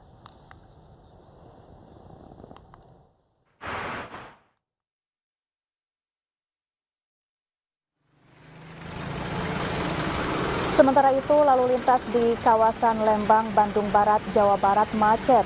Kendaraan mengantre untuk memasuki sejumlah objek wisata. Kendaraan didominasi oleh wisatawan asal Jabodetabek. Untuk mengurai kemacetan, polisi memberlakukan sistem satu arah secara situasional di sejumlah titik. Diprediksi besok kawasan Lembang akan semakin padat saat jelang malam pergantian tahun.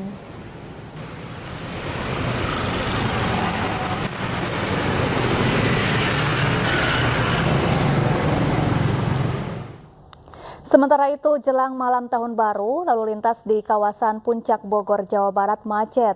Polisi memberlakukan sistem ganjil genap dan buka tutup lalu lintas.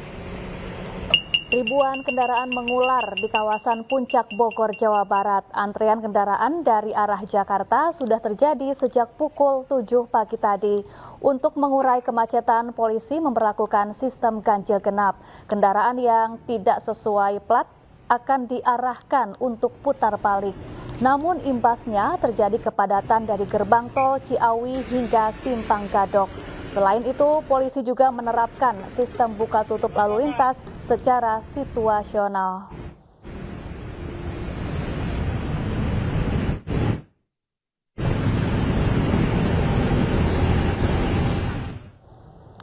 Pemirsa, objek wisata Pantai Ancol masih menjadi daya tarik masyarakat untuk mengisi liburan akhir tahun. Sementara di Taman Mini Indonesia Indah tercatat sudah ada 20.000 pengunjung jelang akhir tahun ini.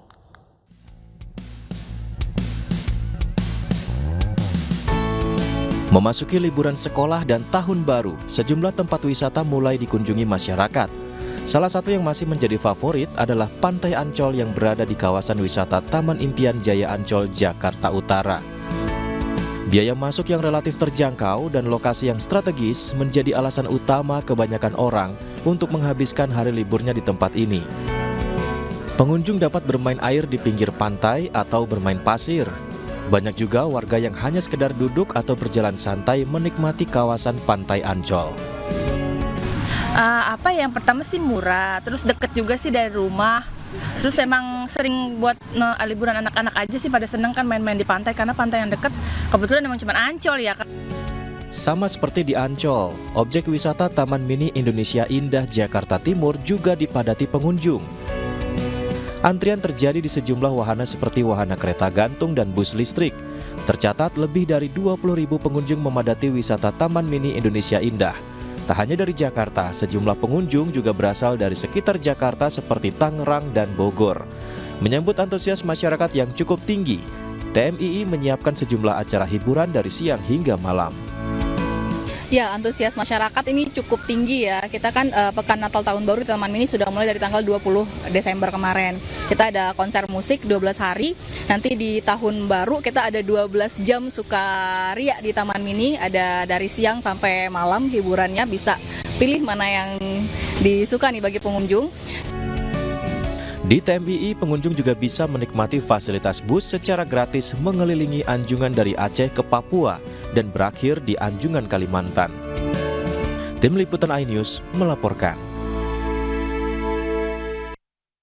Ya, libur Natal dan Tahun Baru dimanfaatkan masyarakat untuk berlibur. Ribuan warga dari berbagai daerah memadati Taman Wisata Alam Gunung Tangkuban Parahu di Kecamatan Lembang, Kabupaten Bandung Barat, Jawa Barat. Sementara itu, wisata pemandian Wai Tebing Cepa atau WTC di Desa Taman Baru, Kecamatan Penengahan terus ramai dikunjungi warga lokal.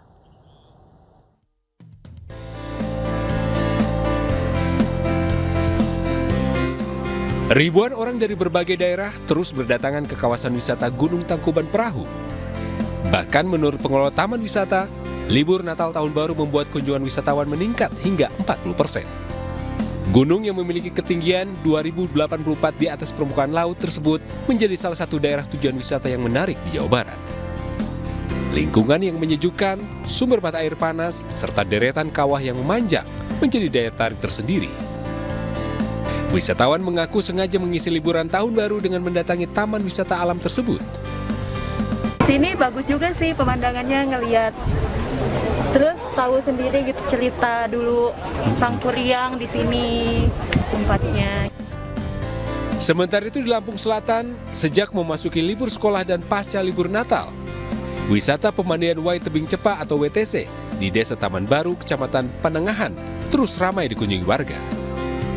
Tempat ini menjadi salah satu objek wisata favorit bagi masyarakat sekitar karena murah dan sangat cocok untuk wisata keluarga. Pada umumnya, pengunjung adalah warga lokal.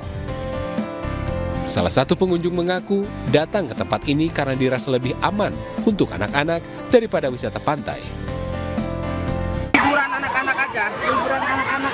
Kenapa harus pilih WTC sih, Kang? Ya karena selain dekat, tempatnya alami, terus biayanya murah juga gitu, nggak terlalu mahal. Selama musim liburan, jumlah kunjungan di Wai Tebing Cepa atau WTC meningkat 3 kali lipat. Tempat ini sengaja dibuat untuk solusi berwisata murah dan untuk semua kalangan. Tarif masuk hanya Rp5.000, sedangkan biaya parkir Rp5.000 hingga Rp10.000 per unit. Dari Kabupaten Bandung Barat, Yuwono Wahyu, dan dari Lampung Selatan, Heri Fulistiawan, iNews melaporkan.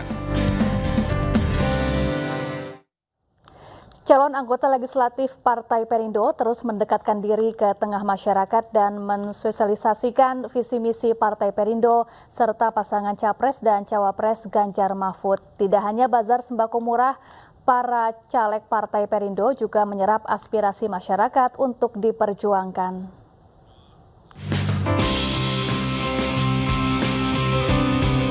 Mendekatkan diri dan Partai Perindo agar semakin dikenal di tengah masyarakat, Caleg DPR RI Dapil 1 Jatim Anang Iskandar belusukan ke Desa Sawotratap, Kecamatan Gedangan, Sidoarjo, Jawa Timur. Caleg Partai Perindo ini juga menggelar tebus murah sembako berupa beras dan minyak goreng. Kita juga melaksanakan pasar murah ya, tebus murah lah gitu ya. Ini berupa sembako dan harganya ya sangat terjangkau bagi masyarakat sehingga masyarakat ya bisa menerima manfaat daripada programnya Partai Perindo ini. Pasar murah bersosialisasi dengan warga Sawotratap. Gula 1 kilo sama minyak 1 liter seharga Rp10.000. Itu sangat membantu sekali buat kami. Sementara itu di Kota Depok, caleg muda Partai Perindo, Rere Tati Sri Hardina mendatangi satu persatu rumah warga di kawasan RW 14 Pancoran Mas. Caleg Partai Perindo ini bertegur sapa dan menyerap aspirasi warga. Program andalan kita sekarang ini adalah yang pertama itu adalah pendidikan yang pastinya karena di Pancoran Mas sendiri itu adalah minim sekali sekolah negeri. Karena SMP pun kita hanya punya 4 dan SMA cuma punya 1. Itu yang pertama. Dan yang kedua adalah kesehatan. Kita sekarang lagi gencar-gencarnya ada ambulan gratis. Mensosialisasikan pasangan Capres-Cawapres Partai Perindo dengan nomor urut 3 Ganjar Pranowo Mahfud MD juga menjadi agenda para caleg Partai Perindo di berbagai daerah. Tim Liputan iNews melaporkan. Penghujung tahun 2023 menjadi masa-masa yang sangat sulit bagi warga Palestina. Informasi selengkapnya usai jeda, tetaplah di iNews Sore.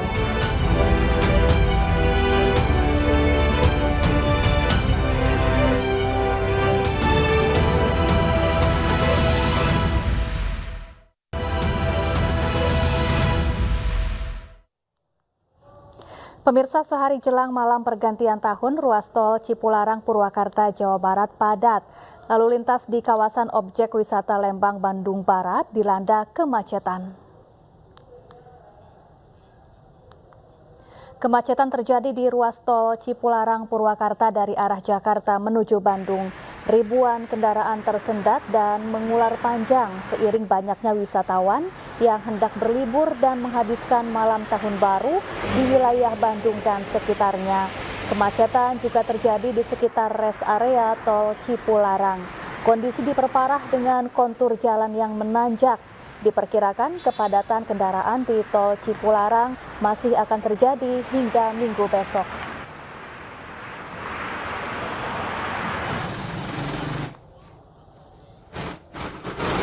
Sementara itu pemirsa, lalu lintas di kawasan Lembang, Bandung Barat, Jawa Barat macet. Kendaraan mengantre untuk memasuki sejumlah objek wisata. Kendaraan didominasi oleh wisatawan asal Jabodetabek. Untuk mengurai kemacetan, polisi memberlakukan sistem satu arah secara situasional di sejumlah titik. Diprediksi besok kawasan Lembang akan semakin padat saat menjelang malam pergantian tahun.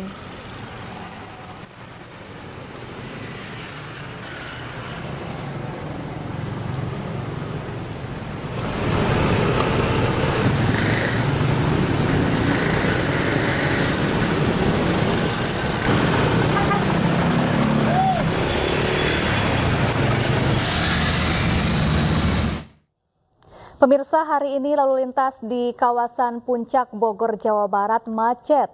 Polisi memberlakukan sistem ganjil genap dan buka tutup lalu lintas.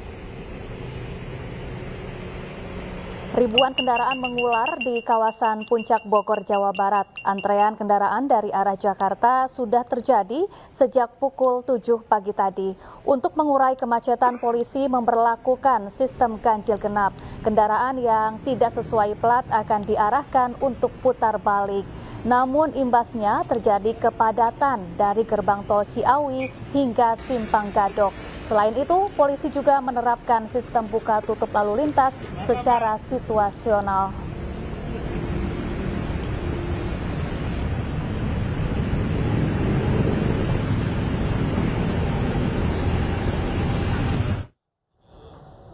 Ya, momen libur panjang Natal dan Tahun Baru dimanfaatkan sejumlah wisatawan berlibur ke tempat wisata. Salah satunya kawasan Puncak Bogor, Jawa Barat. Untuk mengetahui pantauan arus lalu lintas di kawasan Gadok, Puncak, Jawa Barat, kami telah terhubung dengan rekan Ayu Pratiwi di sana. Selamat malam Ayu, bagaimana kondisi lalu lintas di kawasan Puncak saat ini? Apakah masih diberlakukan sistem buka tutup lalu lintas di sana? Ya baik, selamat malam Safa dan juga pemirsa. Saat ini situasi arus lalu lintas di kawasan Simpang Gadok di tempat saya melaporkan masih terpantau ramai, namun saat ini memang tidak ada ketersendatan dan untuk rekayasa lalu lintas seperti penutupan jalan saat ini sudah tidak diberlakukan. Terakhir diberlakukan tadi pada pukul 1 hingga pukul 4 sore tadi.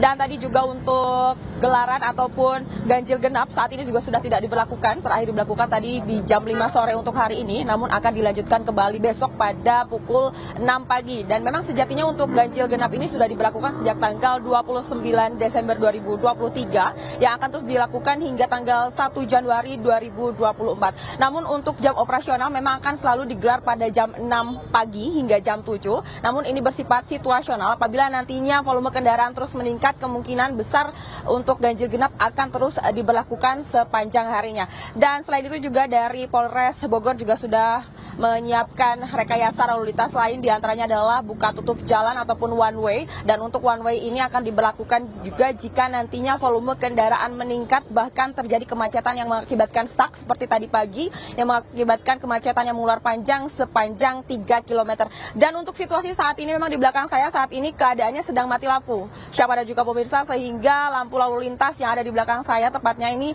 dalam keadaan mati. Dan untuk suasana lalu lintas sendiri saat ini menjadi sedikit crowded karena memang dari para pengendara nampaknya sangat tidak sabar, sehingga tadi juga sempat ada sedikit keramaian, hampir saja ada tabrakan antara motor dan juga pengendara mobil. Dan yang paling menarik adalah jika dibandingkan dengan tadi sore, di kawasan Simpang Gadok ini dipadati oleh pengendara roda 4. Namun pada malam hari ini justru kawasan Simpang Gadok ini diramaikan oleh para pengendara roda 2 yang mengarah ke puncak, dan untuk kendaraan yang mengarah dari arah puncak ke Jakarta sudah mulai berkurang. Sementara demikian, saya kembali ke Anda di studio. Baik, Ayu, titik-titik mana saja di sepanjang jalur puncak yang menjadi pusat kemacetan yang harus diwaspadai oleh para pengendara?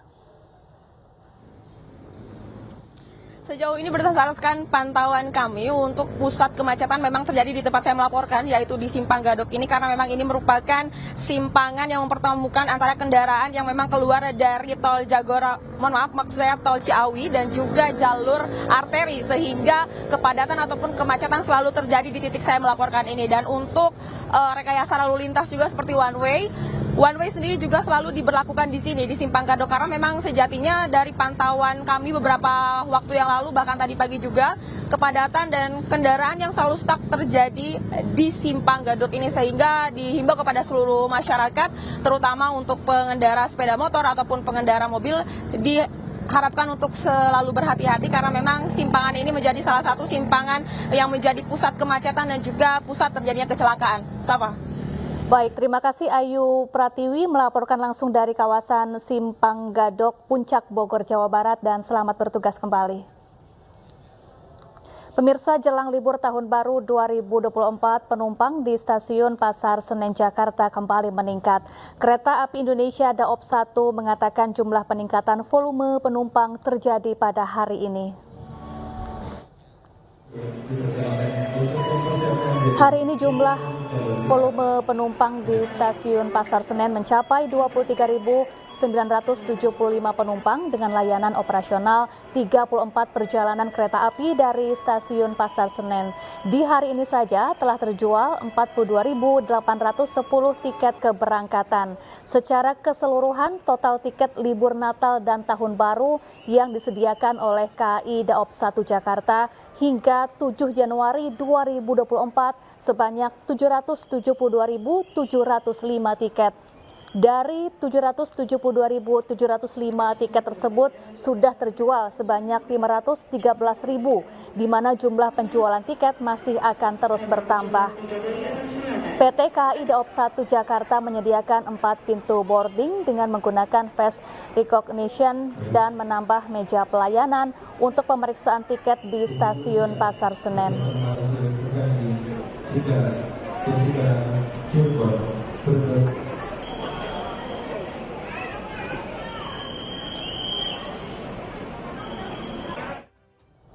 Ya, untuk mengetahui kondisi terkini di stasiun Pasar Senen Jakarta, kami telah terhubung dengan rekan Hadisti Arifa di stasiun Pasar Senen. Hadisti, bagaimana kondisi stasiun Pasar Senen malam ini? Apakah masih banyak calon penumpang yang berada di sana untuk menunggu jadwal keberangkatan kereta api? Syafa, selamat malam. Menjelang Tahun Baru 2024 memang turut juga terjadi peningkatan jumlah penumpang di stasiun Senen Jakarta. Seperti untuk hari ini memang sudah terjadi peningkatan jumlah penumpang sebesar 91%. Dan di malam hari ini memang terpantau tidak sepadat di pagi hari hingga sore hari nanti, karena nampaknya ini masyarakat lebih memilih melakukan perjalanan di waktu pagi hingga sore hari, sehingga di malam hari ini tidak terjadi kepadatan seramai di waktu pagi hingga sore hari nanti. Namun meskipun begitu, berdasarkan data KAI Daop 1 Jakarta menyebutkan bahwa di hari ini sudah terdapat sebanyak 39.000 lebih penumpang yang diberangkatkan dari KA Daop 1 Jakarta. Sementara juga yang tiba di stasiun Senen Jakarta juga ini terdata sebanyak lebih dari 36.000 penumpang. Karena kita ketahui bahwa memang aktivitas libur Nataru ini sudah dimulai sejak dari tanggal 21 Desember 2023 lalu. Kemudian untuk mengatasi lonjakan, pihak KAI sendiri memang menambah jumlah armada kereta yang diberangkatkan sebanyak 10 kereta api setiap harinya. Artinya setiap harinya akan ada sebanyak 73 kereta api yang beroperasi, di mana dari rincian dapat disampaikan bahwa sebanyak 34 kereta api yang akan berangkat dari stasiun Senen, kemudian sebanyak 39 kereta api yang akan berangkat dari stasiun Gambir. Lalu Syafa, terkait ketersediaan tiket, memang dari KAI sendiri ini menyediakan sebanyak lebih dari 772.000 tiket di musim libur Nataru ini, dan dari angka tersebut sudah laku terjual sebanyak lebih dari 513.000 tiket, sehingga ini dapat diartikan bahwa masih ada tersisa sekitar kurang lebih 259.000 tiket yang dapat dibeli oleh calon penumpang hingga periode 7 Januari 2024 nanti. Lalu apa sih kota yang paling banyak dikunjungi oleh masyarakat di musim libur Nataru ini? Diantaranya adalah Surabaya, Yogyakarta, Bandung, Cirebon, kemudian juga ada Purwokerto dan juga Tegal. Dan dari pantauan kami di Stasiun Senen Jakarta memang juga mengatasi kepadatan penumpang ini, meningkatkan fasilitas penumpang seperti jumlah kursi tunggu dan meja pelayanan yang jumlahnya ini lebih ditingkatkan agar dapat mengurai kepadatan dan juga melancarkan mobilisasi penumpang yang akan melakukan perjalanan. Selain itu juga petugas customer service juga ditingkatkan jumlahnya untuk dapat memberikan informasi terkait keberangkatan dan juga tentunya membantu memberikan pelayanan kepada para penumpang baik yang tiba ataupun yang akan berangkat.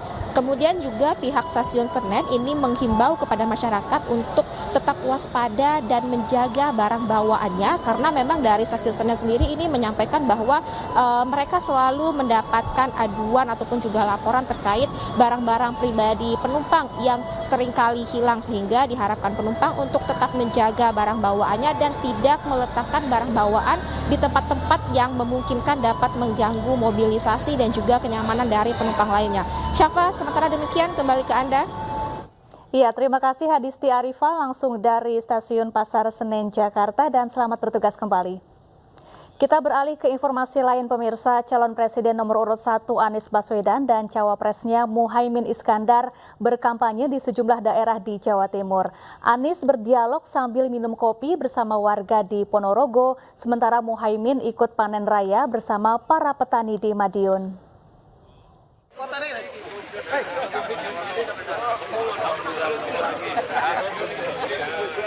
Calon Presiden nomor urut 1 Anies Baswedan berkampanye di Ponorogo, Jawa Timur. Anies dan istrinya Ferry Farhati mengawali pagi dengan menyapa para pedagang di Pasar Legi dan berdialog bersama warga sambil minum kopi. Anies juga menikmati jajanan tradisional Jedah Bakar. Anies mengaku sering berkunjung ke Ponorogo karena memiliki hubungan dekat dengan salah satu perintis pondok pesantren di Ponorogo. Anies pun yakin akan memenangi suara masyarakat Ponorogo di Pilpres 2024.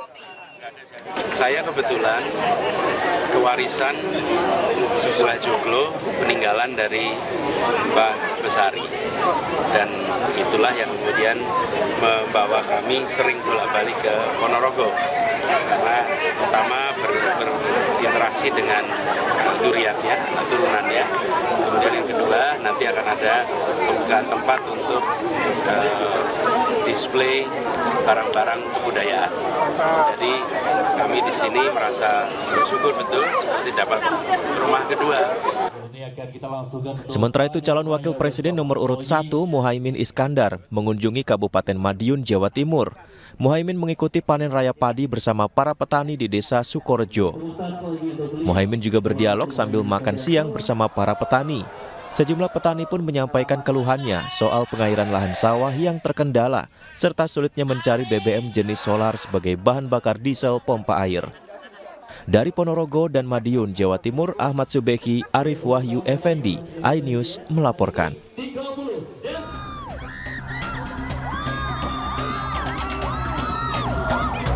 Gibran Rakabuming Raka menghadiri konser Indonesia Maju di Waterpark Kupang, Nusa Tenggara Timur.